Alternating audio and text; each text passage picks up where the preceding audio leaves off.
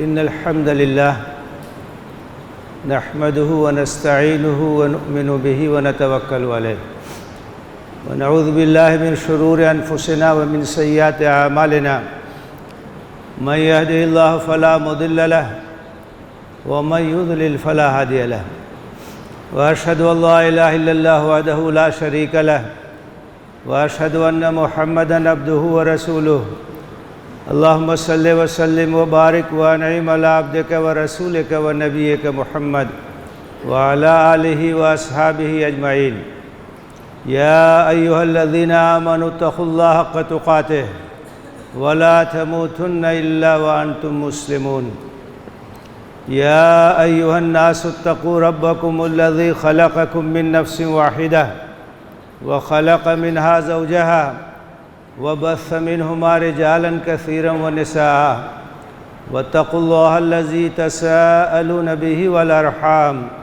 إن الله كان عليكم رقيبا يا أيها الذين آمنوا اتقوا الله وقولوا قولا سديدا يصلح لكم أعمالكم ويغفر لكم ذنوبكم ومن يطع الله ورسوله فقد فاز فوزا عظيما أما بعد فإن أصدق الحديث كتاب الله وخير الهدي هدي محمد صلى الله عليه وسلم وشر الأمور محدثاتها وكل محدثة بدعة وكل بدعة ضلالة وكل ضلالة في النار أعوذ بالله من الشيطان الرجيم بسم الله الرحمن الرحيم يا أيها النبي وإنا أرسلناك شاهدا ومبشرا ونذيرا وداعيا إلى الله بإذنه وسراجا منيرا محترم حاضرین، نبی کریم صلی اللہ علیہ وسلم کے بارے میں سورہ احزاب میں اللہ تعالیٰ نے ارشاد فرمایا یا ایھا النبی وإنا أرسلناک شاہدا ومبشرا ونذیرا، اے نبی ہم نے آپ کو شاہد اور مبشر اور نذیر بنا کے بھیجا ہے وَدَاعِيًا إِلَى اللَّهِ بِإِذْنِهِ وَسِرَاجًا مُنِيرًا، اور اللہ کی طرف اس کے حکم سے دعوت دینے والا اور سراج منیر بنا کر کے بھیجا۔ اس آیت کریمہ میں نبی کریم صلی اللہ علیہ وسلم کے تعلق سے 5 اوصاف کا تذکرہ ہے۔ پہلا جو وصف بیان کیا گیا ہے کہ ہم نے آپ کو شاہد بنا کر کے بھیجا ہے۔ شاہد بنا کر کے، شاہد کے معنی گواہ کے ہوتے ہیں۔ مفسرین نے عام طور سے یہ بات لکھی ہے کہ شاہد کا مطلب یہ ہے کہ قیامت کے دن آپ گواہی دیں گے۔ آپ گواہی دیں گے کہ میں نے رسالت کی ذمہ داری ادا کر دی تھی، پیغام پہنچا دیا تھا، لوگوں تک اللہ کا پیغام میں نے پہنچا دیا تھا۔ یہ گواہی بھی ہے۔ قیامت کے دن تمام انبیاء آئیں گے اور ان کے ساتھ ان کی امتیں ہوں گی، اور امت پر نبی کی شہادت اور گواہی ہوگی۔ اور اس کے اندر یہ بات بھی ہے کہ اس دنیا کے اندر نبی اپنے قول سے، اپنے عمل سے، اپنی زندگی سے دین حق کی شہادت دیتا ہے۔ وہ دین حق کی عملی تصویر پیش کرتا ہے، وہ دین حق کا گواہ بن کر کے آتا ہے۔ یہ شہادت قولی بھی ہوتی ہے اور یہ شہادت عملی بھی ہوتی ہے۔ تو نبی صلی اللہ علیہ وسلم کا ایک وصف اس میں یہ بیان کیا گیا ہے کہ آپ شاہد بن کر کے آئے، گواہ بن کر کے آئے۔ دوسرا وصف بیان کیا گیا ہے کہ مبشر بن کر کے آئے، بشارت دینے والا، خوشخبری سنانے والا۔ کس بات کی خوشخبری؟ کہ جو دعوت لے کر کے میں آیا ہوں، اس دعوت کو جو قبول کرے گا تو اللہ کی رحمت کا وہ مستحق ہوگا، اور اس دنیا میں بھی اللہ کی تائید اسے حاصل ہوگی اور آخرت میں اسے جنت سے ہمکنار کیا جائے، ہمیشہ ہمیشہ کی کامیابی، طرح طرح کی نعمتوں سے اس کو نوازا جائے گا۔ تو اللہ کی جنت کی بشارت، رضائے الہی کی بشارت، اللہ کے انعام کی بشارت، اور تیسری جو صفت بیان کی گئی ہے وہ ہے نذیر۔ نذیر کے معنی چوکنا کرنے والا، آگاہ کرنے والا، چیتاونی دینے والا۔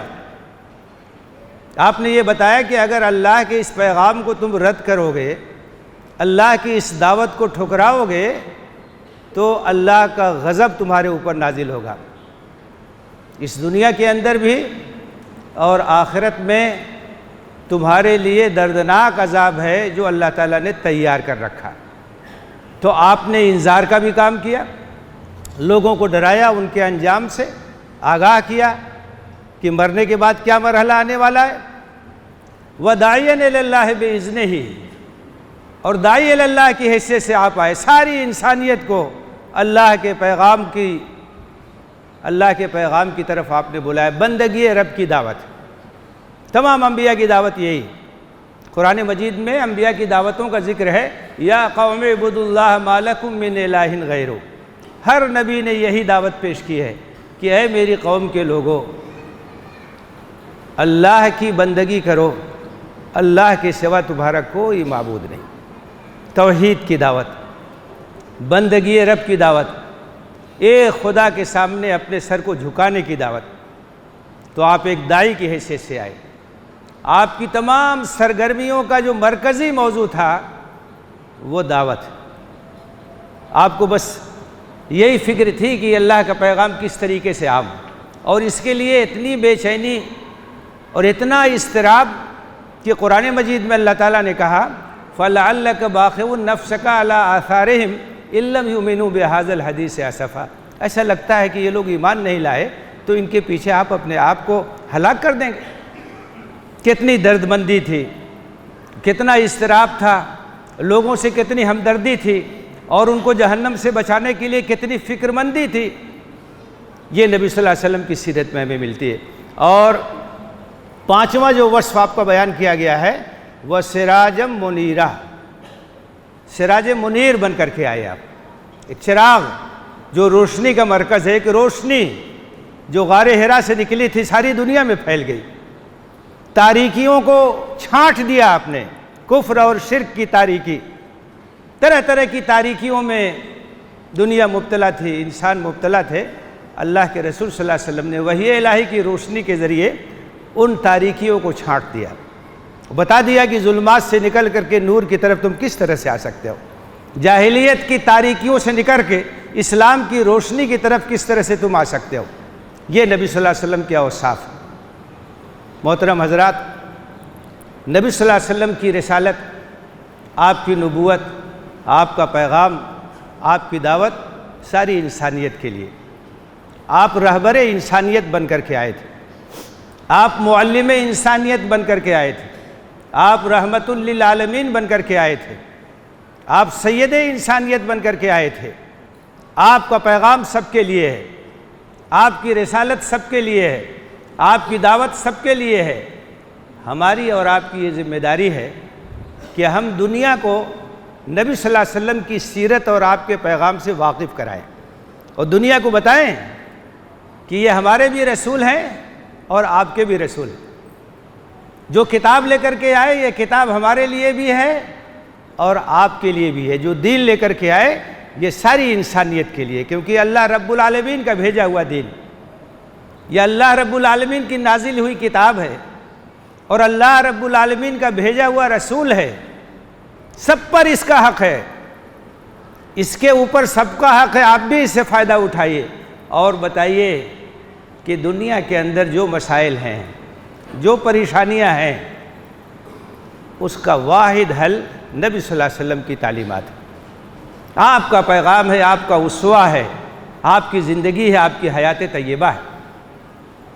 آپ قرآن کی چلتی پھرتی تصویر تھے، اور آپ نے قرآنی تعلیمات کے ذریعے سے ایک نیا انسان بنا دیا، ایک نیا سماج بنا دیا، ایک نئی سوسائٹی بنا دی، ایک نیا ملک بنا دیا، نیا ماحول بنا دیا، سب کچھ تبدیل ہو گیا۔ نبوت سے پہلے آپ دیکھیے عرب کی کیا حالت تھی، مکہ کی کیا حالت تھی، اور نبوت کے بعد آپ کی دعوت کے عام ہونے کے بعد کس طریقے سے کایا پلٹ گئی۔ ایسا عظیم الشان انقلاب دنیا نے کبھی نہیں دیکھا، انقلابات دنیا میں آئے ہیں، لیکن زندگی کے کسی خاص گوشے میں آتے تھے۔ کسی نے معاشی انقلاب برپا کر دیا، کسی نے سماجی انقلاب برپا کر دیا، کسی نے سیاسی انقلاب برپا کر دیا، لیکن ایک ایسا انقلاب جو ہمہ جہتی ہو اور زندگی کے تمام شعبوں کو جس نے متاثر کیا ہو، چاہے وہ عقائد کا معاملہ ہو، چاہے عبادات کا معاملہ ہو، چاہے معاملات کا معاملہ ہو، چاہے معیشت کا معاملہ ہو، چاہے سیاست کا معاملہ ہو، پوری زندگی پلٹ کے رکھ دی۔ ایک نیا دور شروع ہو گیا۔ ایسا ہمہ گیر انقلاب جس نے برپا کیا اس کو حضرت محمد صلی اللہ علیہ وسلم کہا جاتا ہے۔ وہ رحمت للعالمین، ان کے احسانات بہت ہیں، لوگ واقف نہیں ہیں۔ واقفیت نہ ہونے کی وجہ سے غلط فہمیاں بھی پیدا ہوتی ہیں اور غلط فہمیاں پیدا بھی کی جاتی ہیں، لوگوں کو گمراہ کیا جاتا ہے رسالت مآب صلی اللہ علیہ وسلم کے تعلق سے۔ ہمیں یہ چاہیے کہ ہم انسانوں سے ہمدردی کے ساتھ ملاقات کریں، ان کو بتائیں کہ حضرت محمد صلی اللہ علیہ وسلم کے ذریعے سے ہم کو کیا ملا ہے، ان کے احسانات ہمارے اوپر کتنے ہیں، وہ کس طرح سے رحمت للعالمین تھے، یہ بتانے کی ضرورت ہے، تعارف کرانے کی ضرورت ہے۔ یہ مسلمانوں کی ذمہ داری ہے، یہ ہماری اور آپ کی ذمہ داری ہے کہ ایک طرف تو ہم حیات طیبہ سے خود فائدہ اٹھائیں، اسوہ حسنہ سے فائدہ اٹھائیں، اور دوسری طرف عام انسانوں تک، برادران وطن تک آپ کے پیغام کو، آپ کی سیرت طیبہ کو، آپ کی حیات طیبہ کو پہنچانے کی کوشش کریں۔ آپ کا سب سے بڑا احسان، سب سے بڑا انعام جو انسانیت کو ملا وہ توحید کا صاف ستھرا عقیدہ ہے، جس کے اندر کوئی آمیزش نہیں، لا الہ الا اللہ، اللہ کے سوا کوئی معبود نہیں، ایک رب کے سامنے اپنے سر کو جھکانا ہے، اسی کی عبادت، اسی کی پرستش، اسی کی اطاعت، اسی کی رضا جوئی، یہی ایک انسان کا مقصد ہونا چاہیے۔ ایاک نعبد و ایاک نستعین وما خلقت الجن والانس الا لیعبدون۔ یہ توحید کا عقیدہ ایسا عقیدہ ہے جو ہر قدم پر سر جھکانے سے انسان کو بچاتا ہے۔ یہ ایک سجدہ جسے تو گناہ سمجھتا ہے، 1000 سجدوں سے دیتا ہے آدمی کو نجات۔ براہ راست آپ کا تعلق اپنے رب سے، کسی واسطے کی ضرورت نہیں، درمیان میں کسی کی ضرورت نہیں ہے۔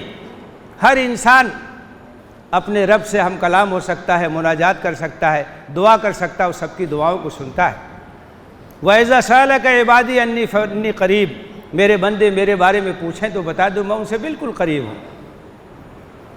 فَاذْكُرُونِي أَذْكُرْكُمْ وَاشْكُرُوا لِي وَلَا تَكْفُرُونَ، مجھے یاد کرو میں تمہیں یاد رکھوں گا، میرا شکر ادا کرو، ناشکری مت کرو۔ کتنی بڑی بات ہے، فَاذْكُرُونِي أَذْكُرْكُمْ، اللہ تعالیٰ کہتا ہے کہ تم مجھے یاد کرو میں تمہیں یاد رکھوں گا۔ ایک بندے کے لیے اس سے بڑا انعام کیا ہو سکتا ہے کہ اس کا رب اس کو یاد رکھے، اس کے رب کی معیت حاصل ہو، حوصلہ ملتا ہے انسان کو، زندگی کی مشکلات کو برداشت کرنے کے لیے اس کے اندر حوصلہ پیدا ہوتا ہے، میں اکیلا نہیں ہوں، میرا رب میرے ساتھ، میری دعاؤں کو سنتا ہے، میری عبادتوں کو قبول کرتا ہے، میں اس سے سرگوشی کر سکتا ہوں۔ اللہ کے رسول نے فرمایا کہ جب کوئی آدمی نماز پڑھتا ہے تو وہ اپنے رب سے ہم کلام ہوتا ہے، جب کوئی آدمی سجدے میں ہوتا ہے تو وہ اپنے رب سے سب سے زیادہ قریب ہوتا ہے۔ کتنا صاف ستھرا عقیدہ آپ نے دیا، توحید کا عقیدہ۔ پھر آپ نے تمام انسانوں کو ایک مقام پر کھڑا کیا، تمام انسان برابر ہے، کوئی فرق نہیں ہونا چاہیے، انسانیت کے لحاظ سے سب مکرم ہیں۔ وَلَقَدْ كَرَّمْنَا بَنِي آدم، تمام انسان مکرم ہیں، پیدائش کی بنیاد پر نہ کوئی اونچا ہوتا ہے نہ کوئی نیچا ہوتا ہے۔ کتنا بڑا انسان ہے، ایسی انسانیت پر جو طبقوں میں بٹی ہوئی، مختلف طبقات میں جس کو بانٹا گیا، کوئی نیچا ہے کوئی اونچا ہے، ان تمام امتیازات کو آپ نے ختم کیا، تکریم انسانیت کا آپ نے سبق دیا، انسانوں کو ایک مقام پر آپ نے کھڑا کیا۔ یہ اللہ کے رسول صلی اللہ علیہ وسلم کا ایک بڑا احسان۔ اسی کے ساتھ ساتھ آپ کا ایک بہت بڑا احسان یہ بھی ہے کہ آپ نے انسانوں کے سامنے اتنا وسیع میدان رکھا، ان کے اندر عزم اور حوصلہ پیدا کیا کہ انہیں کبھی کم ہمتی سے کام نہیں لینا چاہیے، مایوسی سے کام نہیں لینا چاہیے، حالات کیسے بھی ہوں ان کو امید کی کرن نظر آنی چاہیے۔ رات کی تاریکی کے بعد صبح کا اجالا آتا ہے، مشکل کے بعد آسانی پیدا ہوتی ہے۔ انسان کے اندر اگر عزم نہ ہو، حوصلہ نہ ہو، حالات سے مقابلہ کرنے کے لیے جرأت اور ہمت نہ ہو تو وہ گھبرا جاتا ہے۔ مشکلات آتی ہیں اس دنیا میں، آزمائشیں آتی ہیں۔ آپ نے لوگوں کے اندر ایک امید پیدا کی، آپ نے لوگوں کے اندر ایک حوصلہ پیدا کیا، ایک عزم پیدا کیا، اور کہا کہ تمہیں کبھی بھی کم ہمتی کا شکار نہیں ہونا چاہیے، اللہ کی ذات پر امید رکھنا چاہیے، اسباب کو اختیار کرنا چاہیے۔ آپ کا ایک بڑا احسان یہ ہے کہ آپ نے انسان کو اس کے مقصد زندگی سے ہمکنار کر دیا۔ انسان کے سامنے اگر اس کی زندگی کا مقصد نہ ہو تو پھر انسان اور جانور میں کوئی فرق نہیں۔ کیا چیز فرق کرتی ہے؟ کیا چیز ممتاز کرتی ہے؟ کیا چیز الگ کرتی ہے ایک انسان کو ایک جانور سے؟ انسان ایک باشعور مخلوق ہے، اس کے سامنے ایک مقصد ہے، اس کے سامنے ایک ہدف ہے، اس کے سامنے ایک نصب العین ہے، اور اس کے لیے اپنی زندگی کو وہ گزارتا ہے، اس کے لیے سرگرمیاں دکھاتا ہے، اس کے لیے اپنی صلاحیتوں کو لگاتا ہے۔ جو انسان اپنے مقصد زندگی سے واقف نہیں ہے وہ انسان جانوروں سے بھی بدتر ہے۔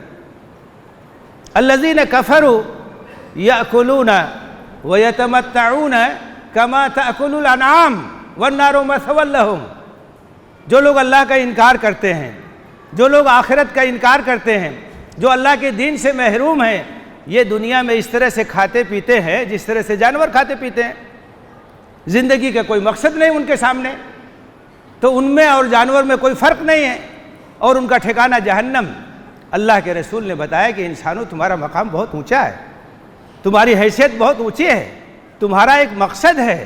اللہ نے تم کو اپنی عبادت کے لیے پیدا کیا ہے، اللہ نے تم کو اپنی بندگی کے لیے پیدا کیا ہے۔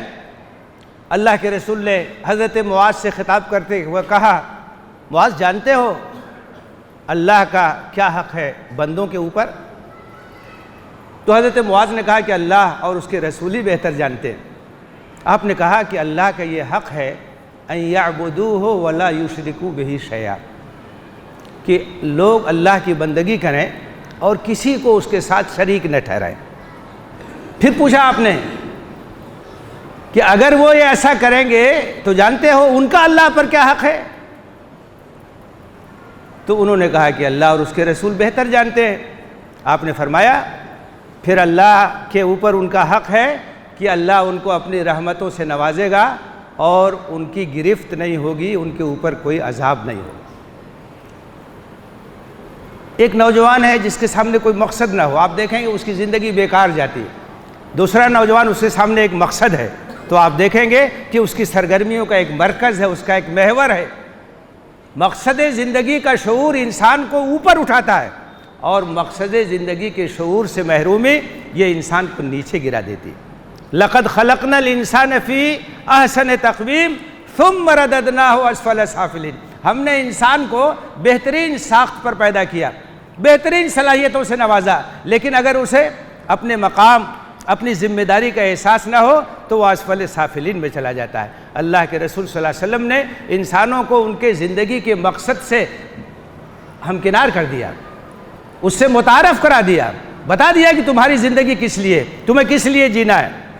اور اللہ کے رسول صلی اللہ علیہ وسلم کا ایک بہت بڑا احسان یہ بھی ہے کہ آپ نے دنیا کو ایک ایسی شریعت دی جو انتہائی متوازن ہے اور انتہائی جامع ہے۔ بُعِثْتُ بِالْحَنِیفِیَّةِ السَّمْحَةِ الْبَیْضَاءِ لیلُہَا کَنَہارِہَا۔ اللہ کے رسول صلی اللہ علیہ وسلم فرمایا کہ میں ایسی شریعت لے کر کے آیا ہوں جو بالکل سے یکسوئی کے ساتھ اللہ کی عبادت پر ابھارنے والی ہے، اور بالکل واضح ہے، بالکل روشن ہے، اس کی رات بھی دن کی طرح سے روشن۔ ایسی شریعت ہے جس میں انسان کی کمزوریوں کا لحاظ کیا گیا ہے، ایسی شریعت ہے جس کے اندر جامعیت ہے، ایسی شریعت ہے جہاں دین بھی ہے اور دنیا بھی ہے۔ یہ ایک بہت بڑا فرق تھا۔ اللہ کے رسول جس وقت تشریف لائے اس وقت دین اور دنیا کی تفریق تھی۔ کلیسا کے لوگوں نے دین اور دنیا کو دو خانوں میں تقسیم کر دیا تھا۔ کچھ لوگ تھے جو اہل دین تھے اور کچھ لوگ تھے جو اہل دنیا تھے۔ جو اہل دین سمجھے جاتے تھے ان کو دنیا سے کوئی مطلب نہیں تھا، وہ غاروں میں چلے جاتے تھے، وہ پہاڑیوں پہ چلے جاتے تھے، وہ رہبانیت کو اختیار کر لیتے تھے، وہ دنیا سے کنارہ کشی اختیار کر لیتے تھے، اور جو دنیا والے تھے وہ سمجھتے تھے کہ ہم کو دین سے کوئی تعلق نہیں۔ اللہ کے رسول نے دونوں کو ایک کر دیا، دین اور دنیا کو ایک ساتھ ملا دیا۔ اور جو قرآن نے ہم کو دعا سکھائی ہے جس میں دین اور دنیا کو اکٹھا کیا گیا ہے، ربنا آتنا فی الدنیا حسنہ وفی الآخرۃ حسنہ وقنا عذاب النار، دنیا کی بھی بھلائی اور آخرت کی بھی بھلائی۔ اللہ کے رسول نے بتایا کہ تم کاروبار کرتے ہو ایمانداری کے ساتھ، اس میں بھی ثواب ہے۔ اللہ کے رسول صلی اللہ علیہ وسلم نے بتایا کہ تم کوشش کرتے ہو، حلال کماتے ہو، اپنے بال بچوں کا پیٹ پالتے ہو، اس میں بھی تمہارے لیے ثواب ہے۔ بازار میں ہو، مسجد میں ہو، کاروبار میں ہو، تجارت میں ہو، اگر ایمانداری کے ساتھ تم اپنی ذمہ داری کو ادا کرتے ہو، تمہاری پوری زندگی عبادت بن جاتی ہے، تمہارے ایک ایک عمل کا ثواب ملتا ہے۔ ایسا جامع تصور آپ نے دیا کہ دین اور دنیا کو اکٹھا کر دیا۔ کہیں بھی رہیں آپ اپنی ذمہ داری کو ادا کریں، اللہ کے سامنے جواب دہی کا احساس رکھیں، حلال اور حرام کی تمیز رکھیں، تو وہ چیز آپ کے لیے عبادت بن جائے گی۔ اور خالصتاً جس چیز کو عبادت سمجھا جاتا ہے وہاں بھی اگر آپ کی نیت ٹھیک نہیں ہے تو اللہ تعالیٰ کے ہاں اس کی کوئی قدر و قیمت نہیں۔ ایسی شریعت آپ نے دی جو قیامت تک انسانوں کے مسائل کو حل کر سکتی ہے۔ اسلامی شریعت کے اندر یہ صلاحیت ہے، اسلامی شریعت کے اندر یہ اہلیت ہے، اسلامی قانون کے اندر یہ اہلیت ہے۔ ہر دور کے مسائل، ہر طرح کے مسائل، غربت کا مسئلہ ہے، غربت کا مسئلہ ہے، اس کو کیسے حل کیا جائے، قرآن اور حدیث کے اندر اس کی تعلیمات ہیں۔ تعلیم کو کیسے عام کیا جائے، ناخواندگی کو کیسے دور کیا جائے، معیشت کو کیسے ترقی دی جائے، حکومت کیسے کی جائے، عدل اور انصاف کیسے قائم کیا جائے، ہر چیز کے بارے میں قرآن اور حدیث کے اندر تعلیمات موجود ہیں۔ یہ جامعیت ہے، یہ توازن ہے، یہ خصوصیت ہے اسلامی شریعت کی۔ اور سب سے بڑی جو خصوصیت ہے اسلامی شریعت کی، اسلامی قانون کی، وہ یہ ہے، قانون تو دنیا میں بہت بنتے ہیں، وہ بنتے رہیں گے، اسمبلیاں ہیں، پارلیمنٹ ہیں، بڑے قوانین بنتے ہیں، قانون کی کتابوں میں لکھے جاتے ہیں، لیکن اصل مسئلہ یہ ہے کہ اس قانون پر عمل کرنے کا جذبہ کیسے پیدا ہوگا۔ قانون ہے لیکن قانون کو توڑنے والے 10 راستے بنا لیتے ہیں اور اس قانون کو توڑتے بھی ہیں، ان کی گرفت بھی نہیں ہو پاتی۔ قانون پر عمل کرنے کا جذبہ اندر سے کیسے پیدا ہو، دل کے اندر کیسے آمادگی، یہ اصل چیز ہے۔ اور اللہ کے رسول صلی اللہ علیہ وسلم نے جو شریعت دی تو اس شریعت کے ساتھ خصوصیت یہ ہے کہ اس شریعت کے ساتھ اس پر عمل پیرا ہونے کا محرک موجود ہے، کیونکہ آپ نے سب سے پہلے ایمان پیدا کیا، آپ نے سب سے پہلے ایمان دلوں کے اندر راسخ کیا، اللہ پر ایمان، آخرت پر ایمان، اللہ کے سامنے جواب دہی کا احساس۔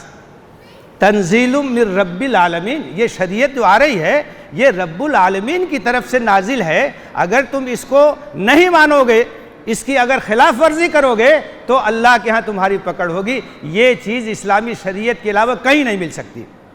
عمل کا جذبہ دل کے اندر موجود ہے، پولیس کی چوکی دل کے اندر موجود ہے، کوئی دیکھنے والا ہو یا نہ ہو ایمان آمادہ کرے گا، اور اگر کبھی غلطی ہو جائے گی تو انسان شرمندہ ہوگا، توبہ کرے گا، اور وہ خود آ کر کے اپنے آپ کو قانون کے حوالے کرے گا کہ مجھ سے غلطی ہو گئی۔ آپ دیکھیے اسلامی تاریخ میں کیسے کیسے واقعات ہیں، کسی سے غلطی ہوئی اس نے اپنے آپ کو پیش کیا، اقرار کیا۔ امریکہ جیسی ریاست، اس نے ایک بار تجربہ کیا تھا شراب پر پابندی لگانے کا، ناکام ہو گیا، بہت وسائل خرچ کیے، دنیا بھر کی چیزیں لگا دی گئی، لیکن وہ کامیاب نہیں ہوا، اس لیے کہ قانون پر عمل کرنے کا محرک موجود نہیں۔ بچنے کے بہت سے راستے ہیں۔ آپ دیکھیے اللہ کے رسول صلی اللہ علیہ وسلم نے تربیت کی، قرآن کی آیتیں نازل ہوئی، ایمان راسخ ہوا، ایمان پختہ ہوا۔ وہ معاشرہ، وہ سماج جہاں کے لوگ شراب کے عادی تھے، جب شراب کی حرمت نازل ہوئی اور آیت کریمہ لوگوں کے سامنے آئی، لوگوں نے شراب کے مٹکے توڑ دیے اور شراب گلیوں میں بہا دی گئی، اور اگر کسی کے ہاتھ میں شراب کا جام تھا تو اس نے پھینک دیا۔ یہ جذبہ کہاں سے پیدا ہوتا ہے؟ یہ ایمان سے پیدا ہوتا ہے۔ اسلام کے علاوہ کسی کے پاس یہ چیز نہیں ہے، اور کسی قانون کے ساتھ سب سے بڑی جو ضرورت ہوتی ہے اس قانون پر عمل پیرا ہونے کا جذبہ اور محرک پیدا کرنا، یہ اسلام کے علاوہ کہیں نہیں۔ اللہ کے رسول صلی اللہ علیہ وسلم کے بہت عظیم احسانات ہیں۔ ہماری اور آپ کی ذمہ داری ہے کہ ہم لوگوں کو متعارف کرائیں، لوگوں تک اسے پہنچائیں، سیرت طیبہ کے پیغام کو عام کریں اور آپ کے احسانات سے لوگوں کو روشناس کرانے کی کوشش کریں۔ اللہ سے دعا ہے کہ ہمیں اس کی توفیق دے، آمین۔ وآخر دعوانا ان الحمد للہ رب العالمین۔ اقول قولی ھذا واستغفر اللہ لی ولکم اجمعین فاستغفروہ انہ هو الغفور الرحیم۔